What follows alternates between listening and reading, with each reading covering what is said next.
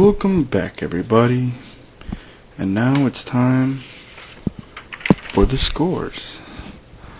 We had a big week last week. All titles, all three championships changed hands, which I believe is the first time that has happened since they began. Three different people became champions. Definitely the first time that three different teams lost all three belts. Maybe once before it was a dual champion, who knows. But lots of competition going around, some major shifts in the rankings. So let's get right into it. For the first matchup, the first title change came between the Bucktown Thumbs and the Chicago Magic. Now we all know that the Magic, by some miracle, got through Legacy last week when Legacy was having a bad week and took the hardcore title. But these rabbits, these drunken mammals who can't tell a pitcher from a batter, proved to us all that they are, of course, not hardcore. So the Bucktown Thumbs not only took the belt by over 20 total runs and ribbies, but also took the matchup with a 6-4-2 win. The next matchup was between nWo Threadnebolts and the McKinley Park Magmortars. McKinley Park has been moving up and down the chains, and last week was no different. They somehow managed to take an 8-4 win from the Threadnebolts, but that's okay. Because the Threadnebolts, they're going to redeem themselves next week against that Armenian trash CJ. And they're going to prove to everyone why they are second place in the Second Citizens. The third matchup was between the Armenians and the Hooligans. Now the Hooligans had the Smoking Ace title. When they won it 2 weeks ago, it was on a mediocre ERA and WHIP. But the opponent team, of course, had a much worse one. Last week, they actually did very well. And this week, there was just no competition against that Armenian trash. I don't know how he does it.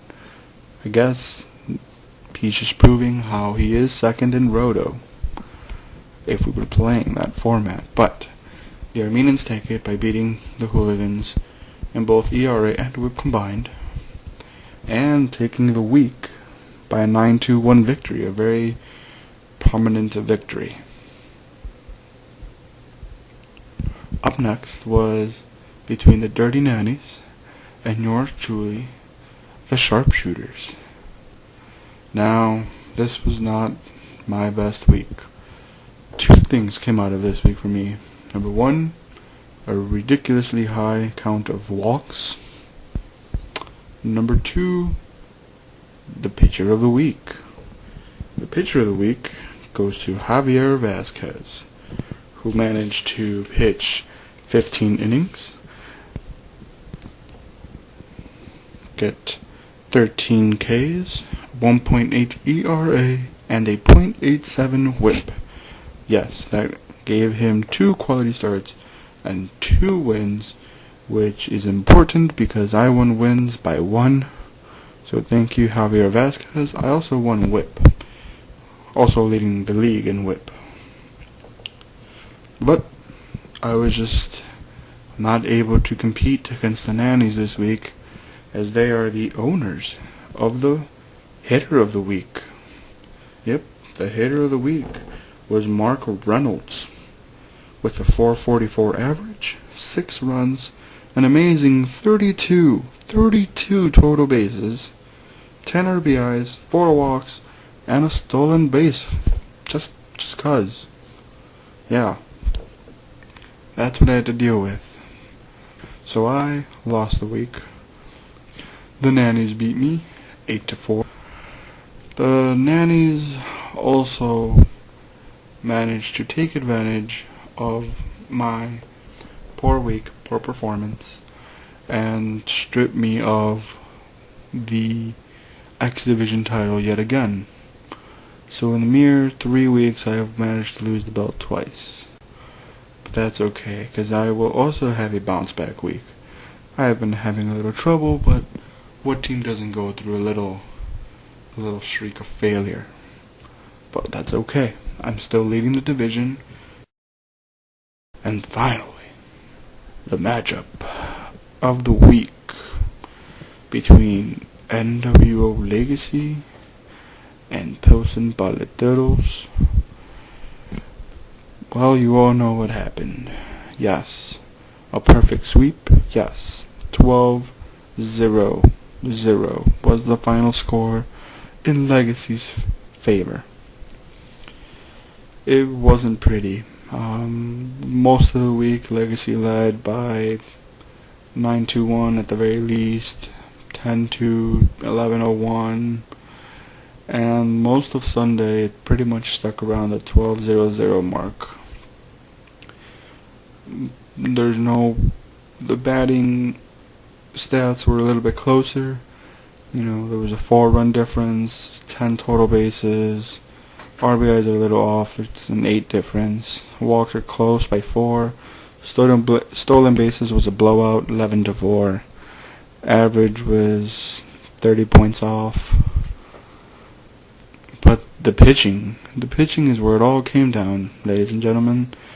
Even though the Legacy only managed a 4.175 ERA, Paleteros just had a much worse week. They were at 5.4, and their whip was all the way up at 1.6, only 35 Ks. I mean, there was just no excuse. Legacy just proved why they are the defending champions, why they are the fantasy champions in every sport we've ever done, why they are the team to beat. And now, because of their giant win, have completely outperformed me and has excelled into first place by quite a few games, and likewise has put the Paleteros at the bottom of the barrel again. And they're gonna have to fight hard to get out of this slump. The Paleteros are now 7.5 games behind third, and that's where they were 4 weeks ago, and now there's only 5 or 6 weeks left. Who knows if they can manage to scurry back up. The McMortars are now in third in the Denizens of the Shy, and the Chicago Magic trail them by 3.5 games. The Avalon Park Armenians are now a mere 2 games back from yours truly. We're gonna take a little tiny break, and we'll continue with this when we come back.